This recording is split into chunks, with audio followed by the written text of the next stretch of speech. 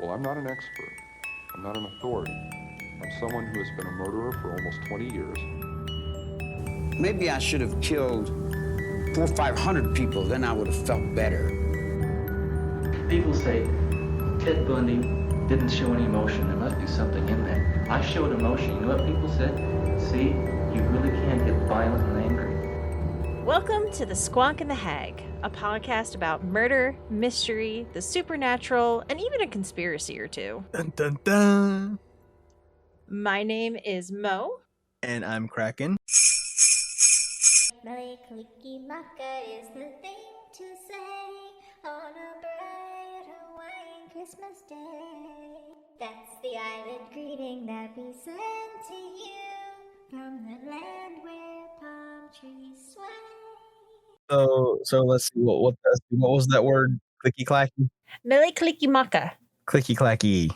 Come on, it's a classic. It's Bing Crosby, man. Yes. Listen, I struggle with English. It's Hawaiian. Exactly. I struggle with English. You think I can speak Hawaiian? Need I remind you about the chairs? Abracadabra, there is a chair.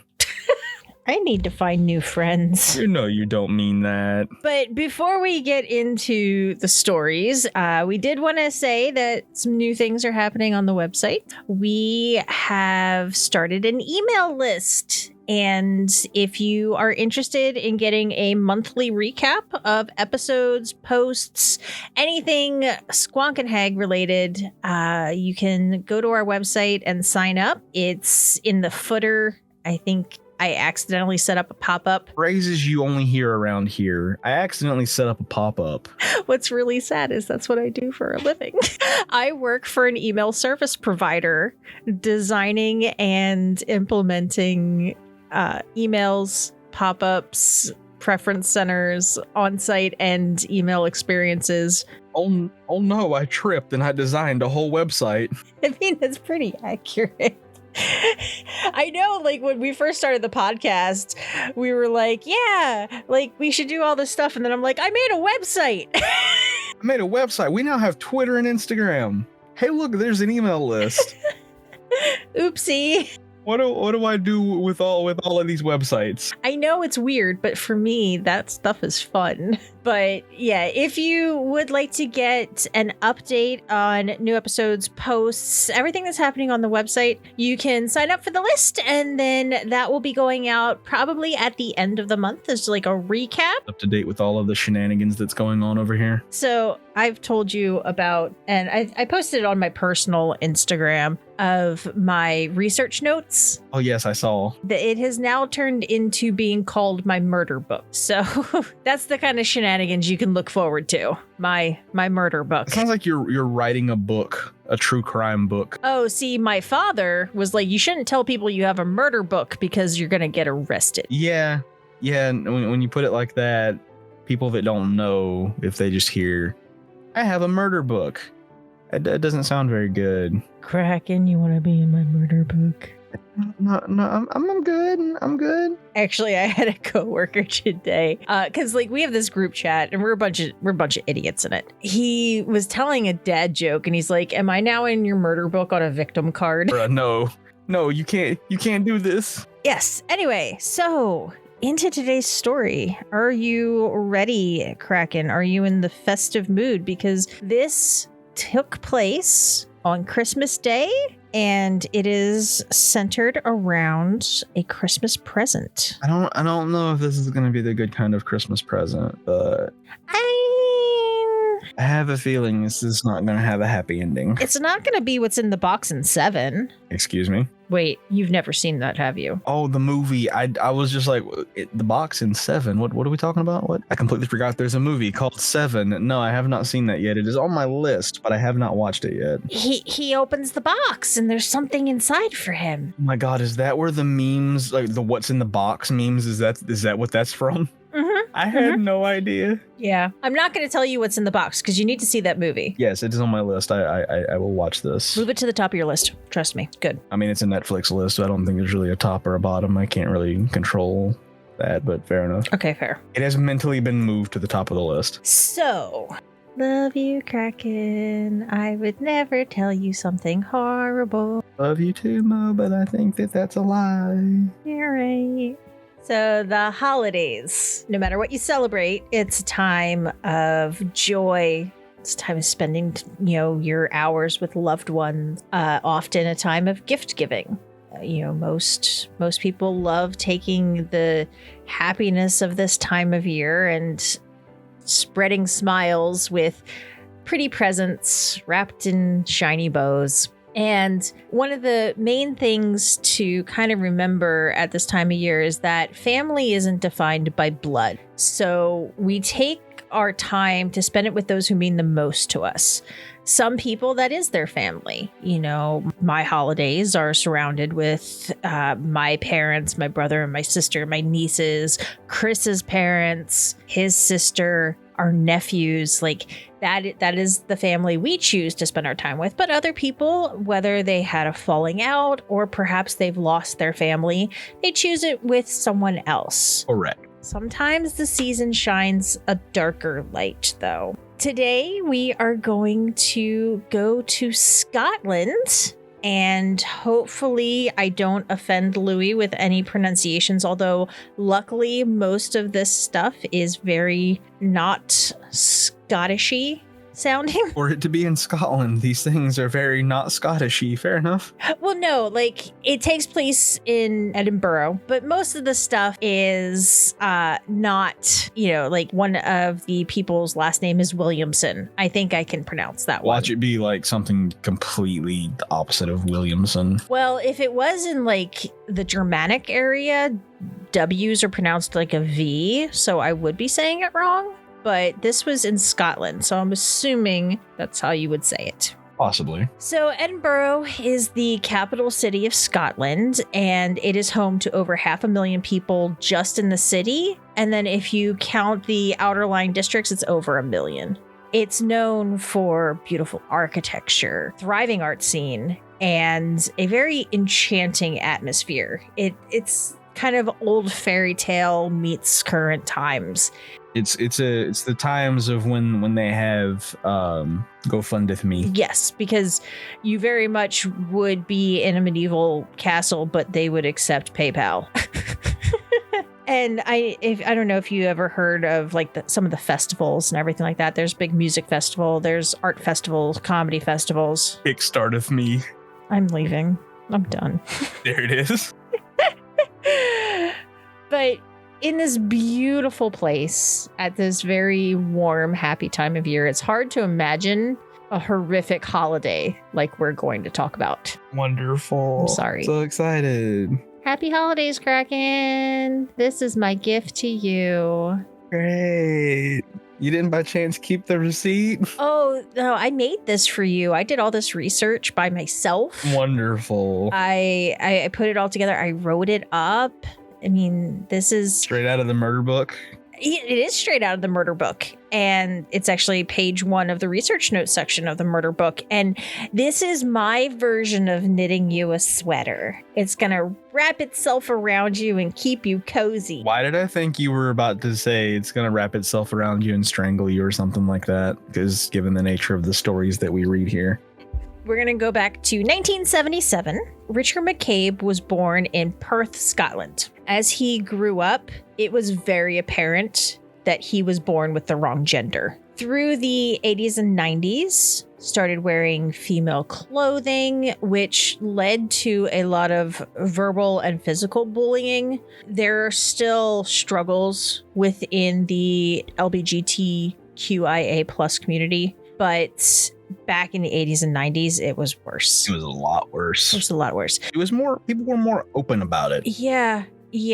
So now there's a lot of judgment and there's a lot of poor treatment, but there were actually stories of Richard walking down the street and being just blitz attacked by a gang of other students and then beaten pretty much to a pulp. Yeah, that's usually not a good thing. This no. No. No. And nobody deserves that treatment. No matter. No.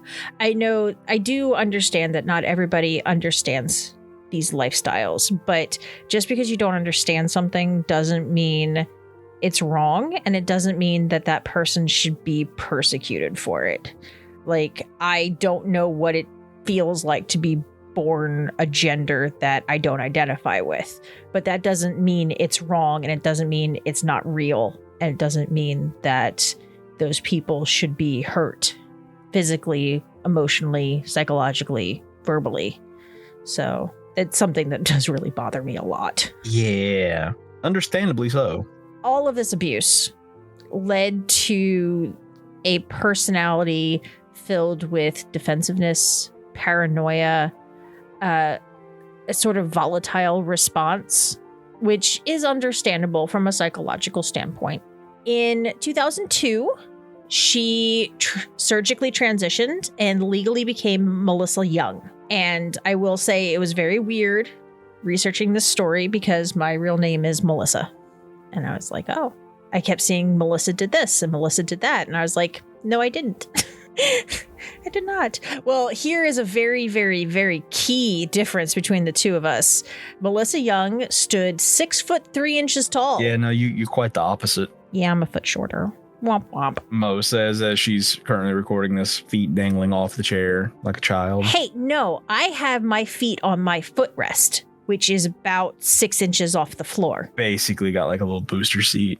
Her husky voice was considered both endearing and intriguing. It was very unexpected when she opened her mouth, but it was something that people, when they met her, were kind of drawn to, etc.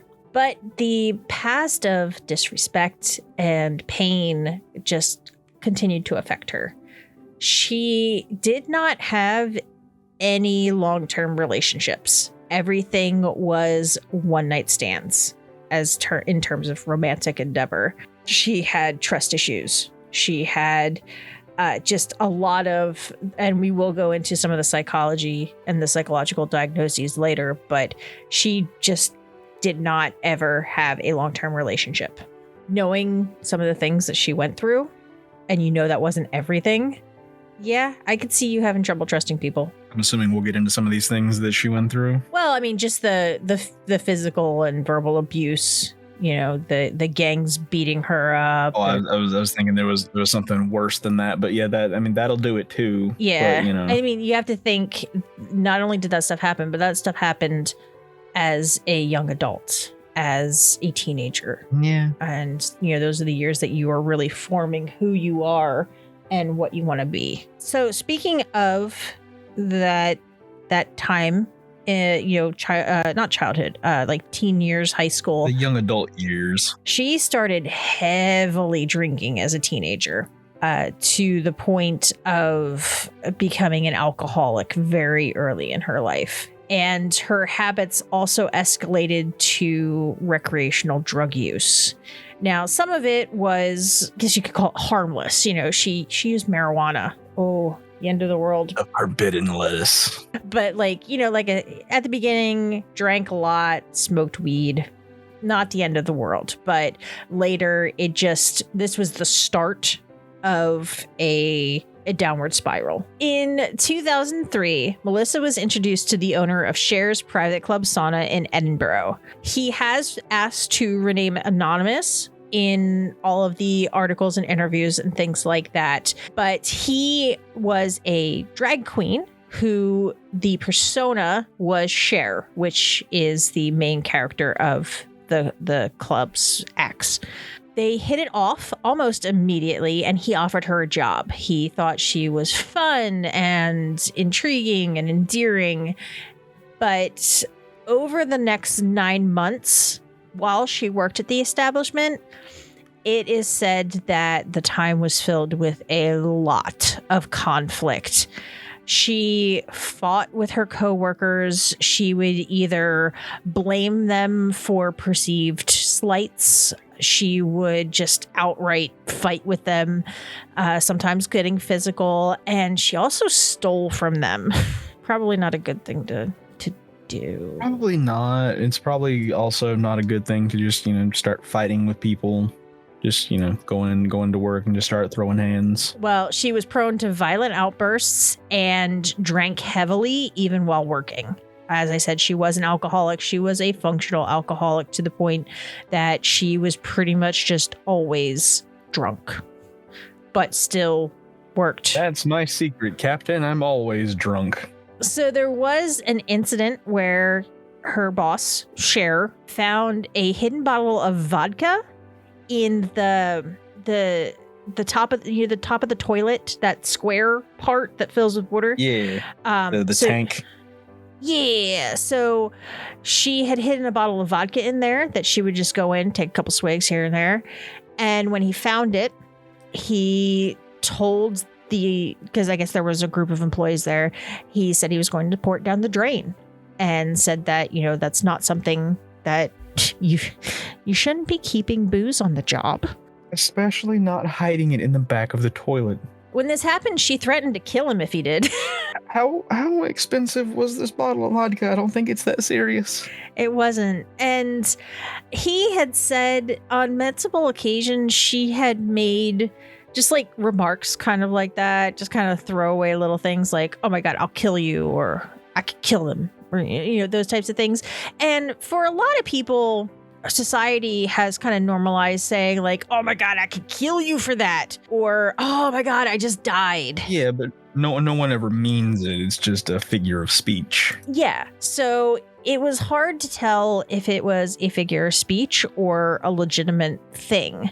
But, he worked at a private gentleman's club, or he owned a private gentleman's club, and was used to having to sort of stand his ground and deal with belligerent drunks, deal with angry patrons, things like that. So he just kind of shrugged it off, and, I think he still got rid of the bottle. I don't remember. I didn't see what happened to the bottle of vodka, but I can promise you if he threw it out, probably just got rid of it. Well, I'm sure it was replaced then too. Like probably the next day she brought it and hid it somewhere else. I'm sure. So there was another incident where he had gotten plastic surgery. He got a facelift.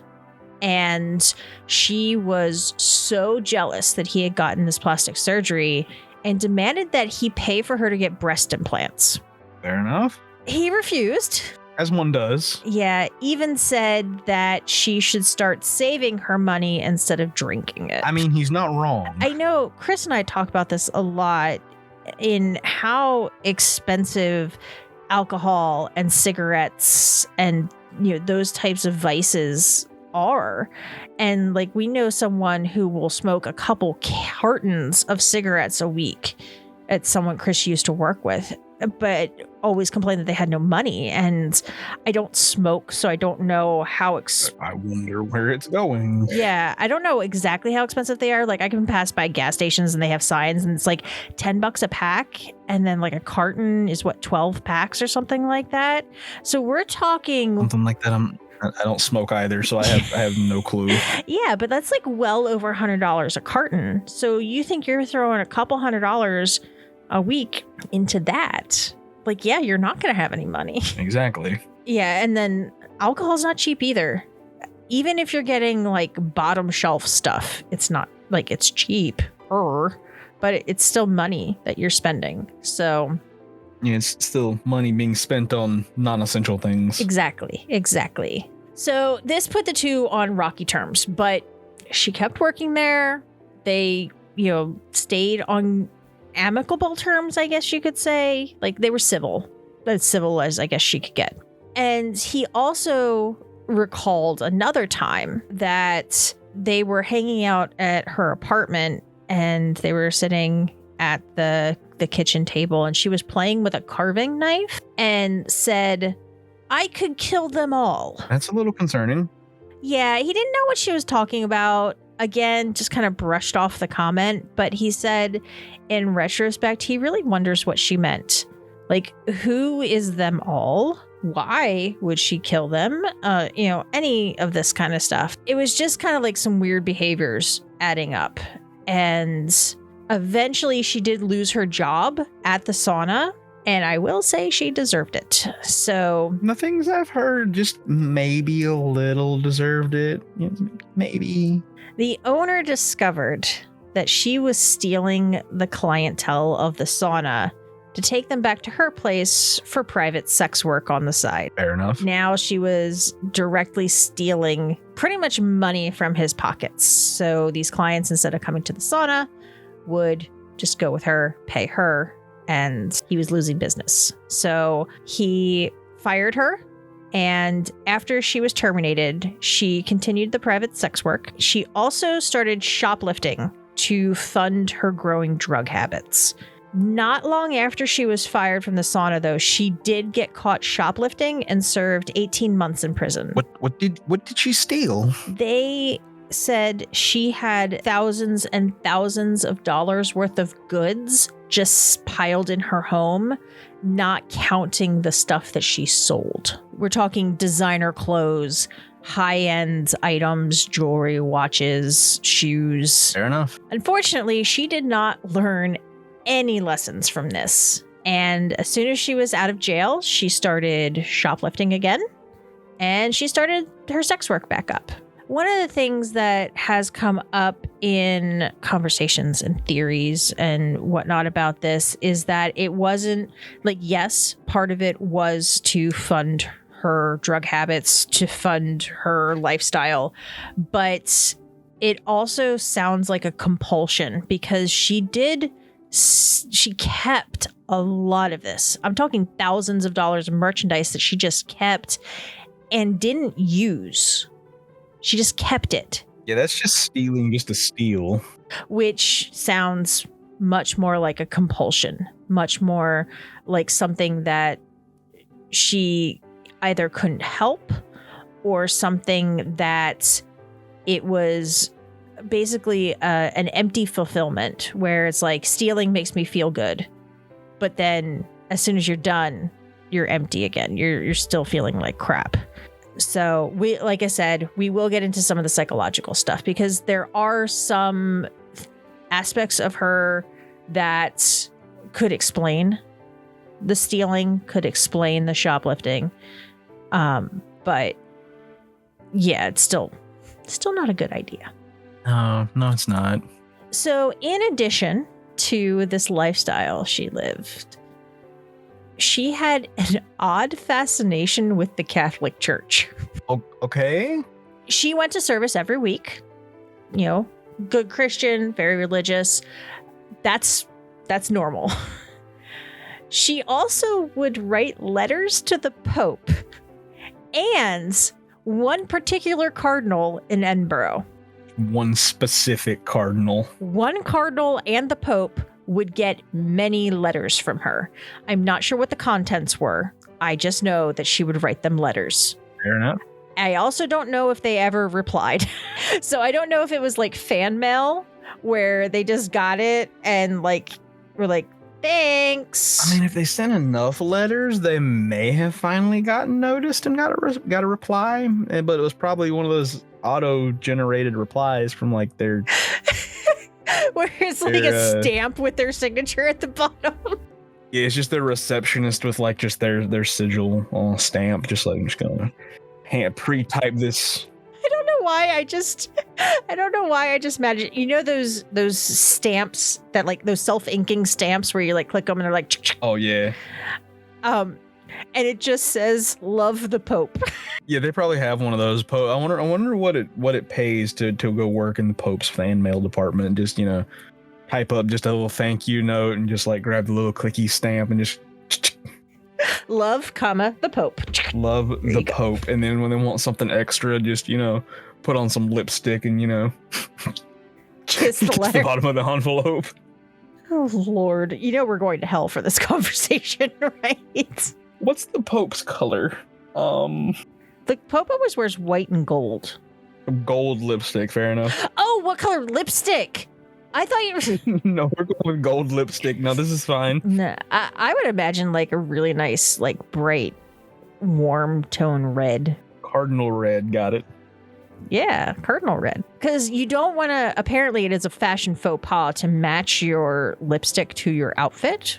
Of course. So the cardinals can't wear that nice rich red. They would have to wear like a darker red or another color entirely. But actually, I could see a cardinal, since you have this bright red head to toe outfit, like just like a neutral lip, you know? Or would they be goth and have black lipstick? I feel like that's too much. Like, I feel like a cardinal would be much more classic and sophisticated. Understandable. Where did this conversation go? This conversation went straight to hell. That's what happened. It did. Moving on. Yeah, so she would write letters to the Pope and this one particular cardinal. The congregation she attended was very accepting of her. They knew she was transgender, but they also understood she was a very devout follower, that she, wanted to be there. She wanted to have that connection with God, until they discovered that on her way to and from church, she was soliciting bus drivers. And I don't mean she was asking them to join her MLM. She would slip these bus drivers notes advertising $50 for sex. Or not 50 pounds for sex. Fair enough. When they found out about this, they're like, you need to leave the congregation. They just could not accept that type of sin. We appreciate your letters to the Cardinal and the Pope, but you gotta go. Yeah, like you can't be soliciting bus drivers for sex work on your way to church. You can't be putting your business card in the offering plate. That's not how this works. We have gotten several letters and several cards. You can't keep doing this. I don't know why I'm imagining the business card has, the silver ladies on like the truck drivers' mud flaps. Oh my God. But it just has those on a business card with her name. It's just a velvet red business card with like some gold glitter on it. So I'm not sure if she joined another church after that. Probably. Yeah, but it didn't say anything about finding a new congregation or anything like that. But I do know that she was not very happy with being asked to leave. As I'm sure the church probably wasn't very happy with the information that they had discovered, but After everything that had happened, she moves into flat number 6 at 3 Glenner Lane in Edinburgh, which is an area of the city. And she quickly became friends with one of the neighbors named Alan Williamson. The 47-year-old man had his own troubles with the law. He had previously been arrested and convicted for the attempted rape of a woman in Uphall, West Lothian. He served 6 years in prison before his release, but after that, he appeared to be on the straight and narrow. Now, they became quick friends. In early 2013, Melissa suspected that Alan had stolen her house keys, and she confronted him about it. Now, when you think of confronting a friend or a neighbor or something, you might think maybe you raise your voice, have a slightly confrontational. I mean, about stealing your house keys, I would imagine just be like, did you take my house keys because, they were here and then you came over and now they're not here? Yeah, that's what a normal person would do. They didn't do that, did they? No, she confronted him and then cornered him at knife point. Understandable. He jumped from the balcony and then landed in the back garden 1 story below. So they were up on the... It was the second floor still, but just standard house height. Yeah, so he literally jumped out of the window to get away from her. He was pretty much unharmed. So, no major injuries from that, because if you would jump out of a 1-story window, it's quite possible you could get seriously hurt, depending on how you land. I didn't really see if they had mended their friendship, if they were on good terms, but they did have another encounter on Christmas of the same year, 2013.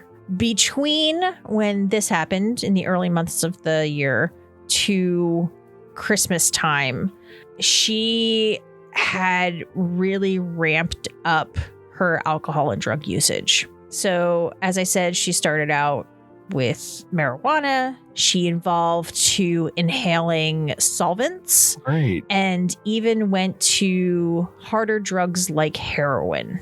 She remained in contact with Cher, the owner of the sauna, and he said that the last time they had talked was November of 2013. And at that time, she was still drinking heavily all day, every day, smoking marijuana every single day, and inhaling solvents every single day. Gotta do wonders for the brain cells. Yeah, the alcohol is bad enough, and then she's just layering on more and more and more drugs.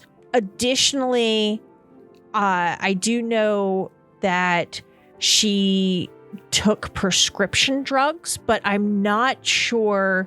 I did not see anywhere if they were actually prescribed to her or if she bought them like on the street. She, like I said, she had a very interesting mix of chemicals in her system, and that was on a daily basis.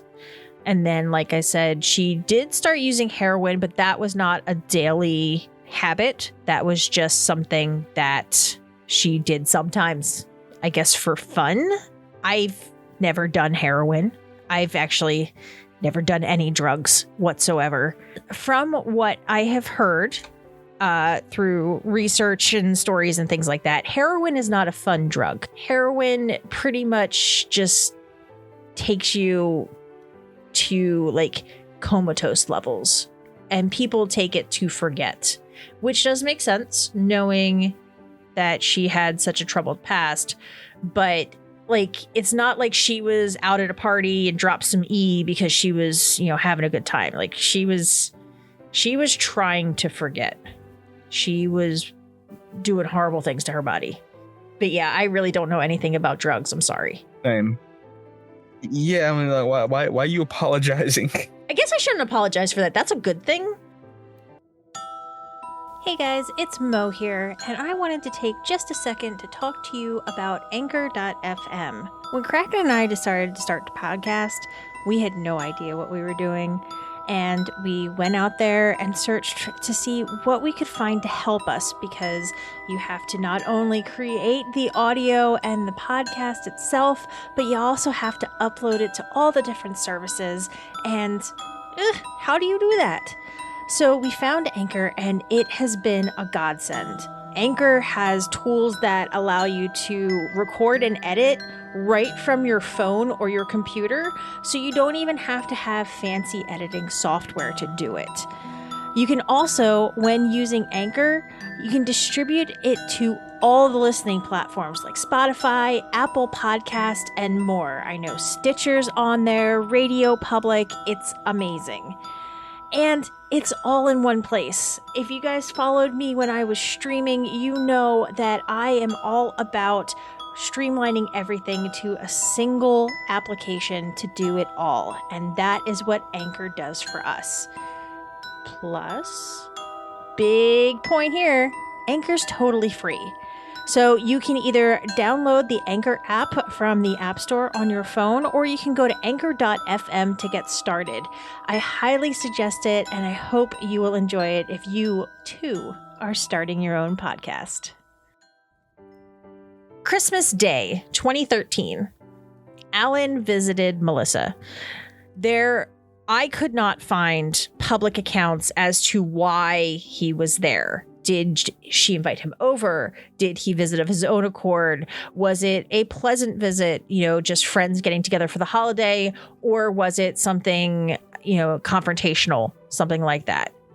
But she did have Christmas presents for him. So I'm assuming it was on better terms, unless she thought they were on good terms and he did not, because I wouldn't be surprised that he wouldn't be on good terms with someone who held him at knife point and made him jump out a window. Yeah, I wouldn't blame him. Yeah. But she did have a Christmas present for him. She had gotten him a pair of unisex running sneakers, or since this was in the UK, everything called them trainers.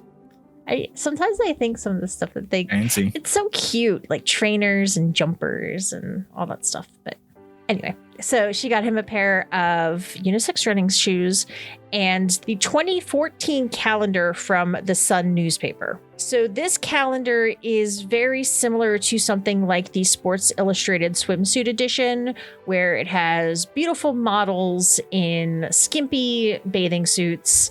A lot of it's on the beach and beautiful locations, but it's that kind of a vibe. It's just that it was a yearly calendar. Fair enough. For unknown reasons, Alan refused the gifts. Unknown reasons. Nobody knows why he refused the gifts, but he just said, no, I can't accept these. Fair enough. Which makes me wonder if he was not on good terms with her, even though she thought they were on good terms. Like that kind of disconnect there. Well, I mean, this person pulled a knife on you and made you jump off of the second story of a house. Yeah, exactly. Kind of understandable. Exactly. You might not want to accept a gift from them. So the first 999 call Melissa placed, she claimed that Alan refused to leave her apartment, but when they listened to the tape later, you can hear him in the background yelling, "Let me out." Yeah, I got him locked in my bathroom. I don't know why he won't leave. I mean, it's a mystery. So after this call, she proceeded to grab a 6-inch kitchen knife and started attacking him.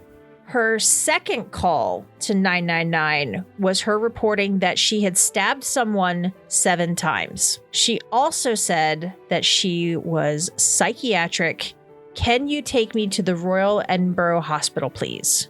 She later, when police arrived, asked them to take her to Carstairs Hospital. Both of these hospitals are psychiatric institutions. After the second 999 call, obviously police were dispatched, and they didn't really know what was waiting for them.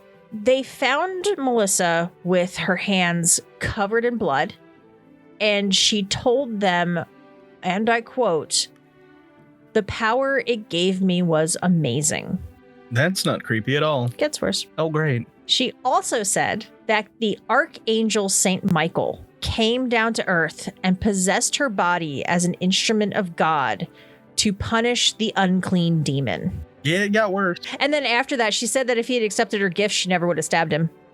Note to self, accept everyone's gifts or else you will be branded an unclean demon. Fair enough. Well, I just think it's interesting that she's like, yes, I was possessed by an archangel. I was doing the God's work to take care of this demon, to rid the earth of evil.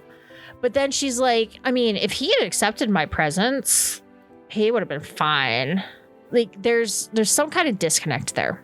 They arrested her, went through all the processing and things like that. I do know that there were articles about, it was a fairly quiet neighborhood, families, old people, some apartments and stuff like that. But it wasn't like a downtown loud city skyrise, people coming and going, robberies and crimes left and right. Like, it was just a peaceful neighborhood on Christmas morning.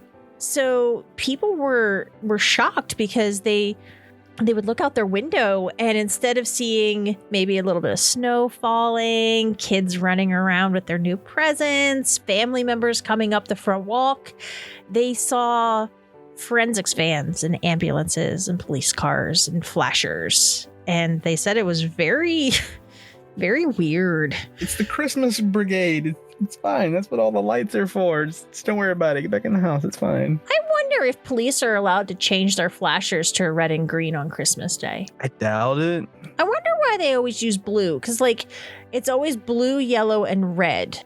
No matter, across, some countries it's blue flashers only. Some it's red only. Sometimes it's yellow. Fire police in America are blue.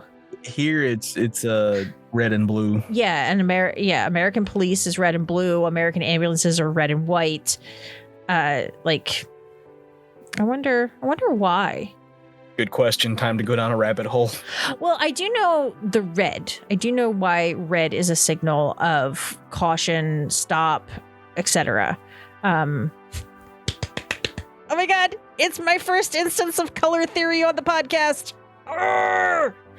So, That reaction was the best.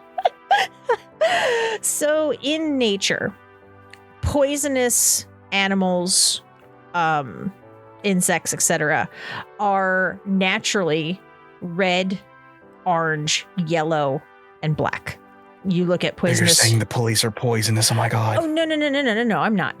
So these creatures are that color palette, and that means, hey, don't eat me. You're gonna die. We shouldn't eat the police. Oh my god. Yes, don't eat the police.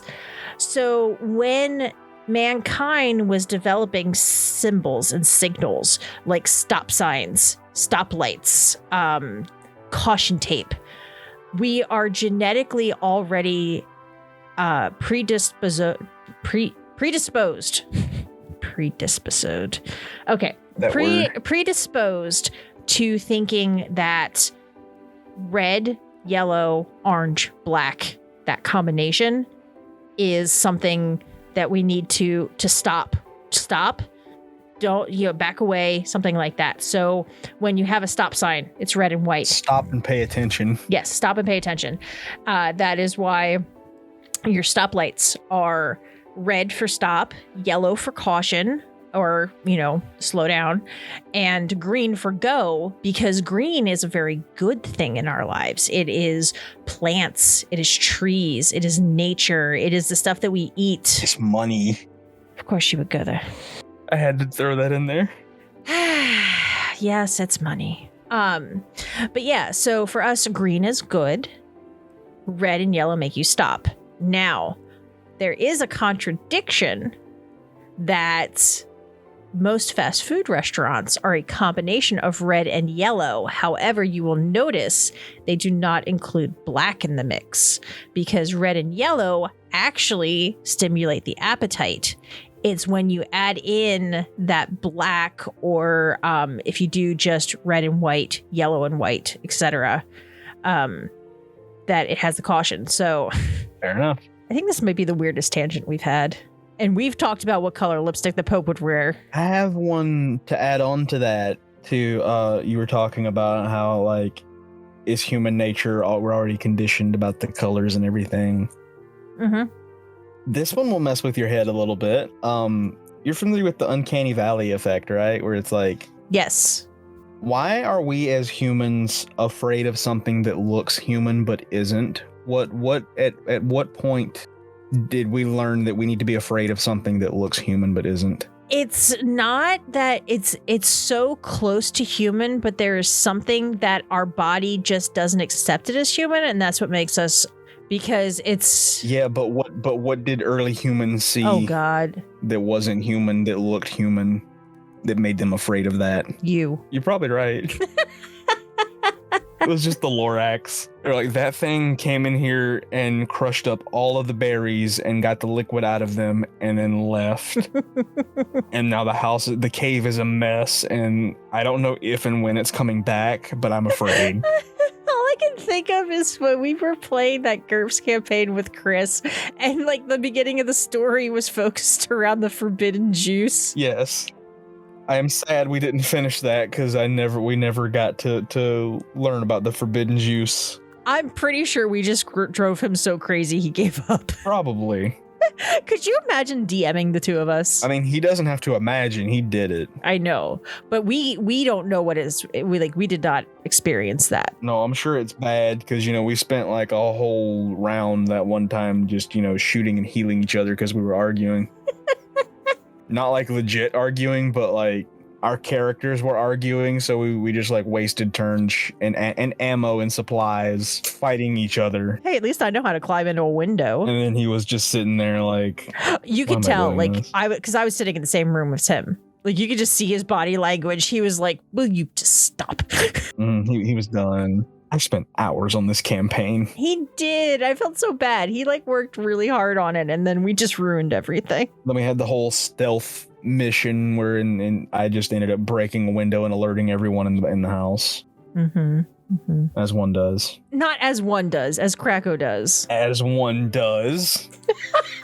It's still the same way whenever I play in D&D now. I totally didn't spend the last game on fire for most of it and at like one hit point away from death. But, you know. Am I allowed to light you on fire? No. Okay. Anyway, back to the topic, the story. It was actually a good time for a tangent because we were in between arrest and trial. Yes. At the trial, she claimed diminished capacity due to abnormality of mind. The details of the crime and her toxijunk. And her toxijunk, yes. Yes, her toxijunk. The details of the crime and her toxicology report led to a questioning of if she truly had diminished capacity and if she could or could not legally stand trial. From Alan's autopsy, his cause of death was stab wounds to several key areas of his body.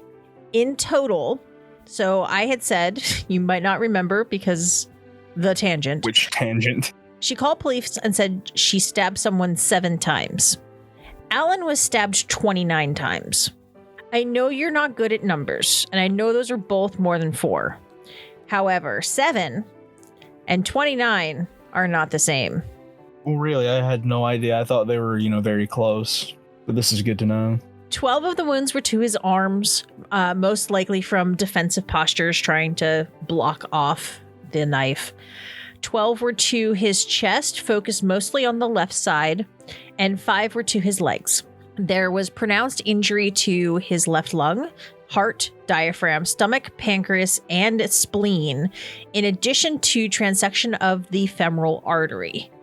So I'm not sure how much you know about anatomy, but the femoral artery is one of the main vessels that provides blood to the lower extremities. Well, I know you don't want to sever any of them or, cut any of them, but, I'm aware that one is one that you definitely want to leave alone. Yeah. So that is one of the main ones, along with like the carotid and stuff like that. So if you transect or cut one of those main blood vessels, you bleed out very, very quickly. Yes, there was a lot of other damage as well, but that one kind of sealed the deal. Yeah, that'll do it. Yeah. Melissa's toxicology report was... the term used in the documentation was extensive. I would like to use the non-official sounding word of bonkers. They found 14 different prescription drugs, 4 recreational drugs, including marijuana and heroin, a blood alcohol level far above legal limits, and she had also inhaled solvents that day. She was just having a party, huh? I want to know how she was conscious. That's the fun part. She wasn't. Well, the thing that you have to, a lot of times when you talk about a stabbing, like you don't necessarily think about what is involved physically in that. So we're talking 29 times of stabbing, removing the knife, and repeating. That is a lot. First of all, that is what is considered a crime of passion, which usually involves overkill. So when, say it's a robbery gone wrong, you're usually not going to use a knife, and if you would, it would be like once and done. You like stab and run. Because the knife is very personal. Exactly. You got to get like right there, and there's more involved in that. That's why most of the time, if someone's going to rob someplace, they take a gun. It's much less personal. There's a distance between there, and just the sight of it is threatening. Yeah. But yes, so this is up close and personal 29 times, and she did that on all of these drugs. So you have to think she had a crazy mindset. And then additionally, like, I don't know how she did it. Like, I have one beer and I want to go to sleep. Apparently, that combination makes you want to stab people. And this is why we don't do drugs, kids. Exactly. So there were 6 consultant psychiatrists for the court. There was also a psychiatrist for the defense who didn't necessarily agree with all of these things, but like I said, it was a panel of 6 psychiatrists, and the one for the defense is going to be trying to turn things in her favor. They agreed that yes, she suffers from severe and multiple cluster B personality disorders, which we'll explain. The defense's psychiatrist said yes, she suffers from these personality disorders, so she should not be tried as a normal trial. It should be diminished capacity, etc. The other 6 said these personality disorders, they explained her personality, they explained her actions, but they did not exclude her from the capacity to stand trial. So a cluster B personality disorder is commonly described as dramatic, excitable, very erratic, and very volatile. And she was diagnosed with 4 of them. She was diagnosed with narcissistic personality, which is a very grandiose need for admiration and a lack of empathy. So it's always about me, me, me, me, me, and very little about anybody else. It is also very typically characterized by a hardship of maintaining work and personal relationships, not just romantic, but also friends. So we looked at, she lost that job at the sauna and then just kind of freelanced as a sex worker and also didn't hold down any good, solid relationships. Just dropping the business card everywhere. Yep, them bus drivers. So she was also diagnosed with a histrionic personality, which is a very exaggerated emotionality, has a lot of attention-seeking behavior. Very typically, the person is flirtatious and seductive, very charming, very manipulative, very impulsive, and, kind of turns the situation in their favor. Antisocial personality, which is a dysfunctional thought process with a lack of remorse for socially exploitative, delinquent, and criminal behaviors. So it's often characterized by failure to conform to the law, inability to sustain constant employment, deception, manipulation, and the inability to form lasting relationships. So some of these do overlap because they are all within the same cluster of personality disorders. And then the last one is a borderline personality, which is the inability to control emotions, typically characterized by intense mood swings and reckless behavior. So if we look at all of these things, it really does paint a picture of her. She is reckless, manipulative, very prone to disregarding the rules, doesn't follow the law, very attention-seeking, living this crazy lifestyle, the sex, drugs, and I guess rock and roll. Rock and roll was never mentioned, but There was probably some rock and roll in there somewhere. The inability to have a relationship, the very volatile outbursts, the abuse of drugs and alcohol. Now, I am not saying this excuses anything she did. I'm just saying it explains it. These are the reasons for things happening the way they did. Yeah. And then the psychiatrists did say, this explains a lot about what she was doing, the shoplifting, the drug use, the volatile behavior.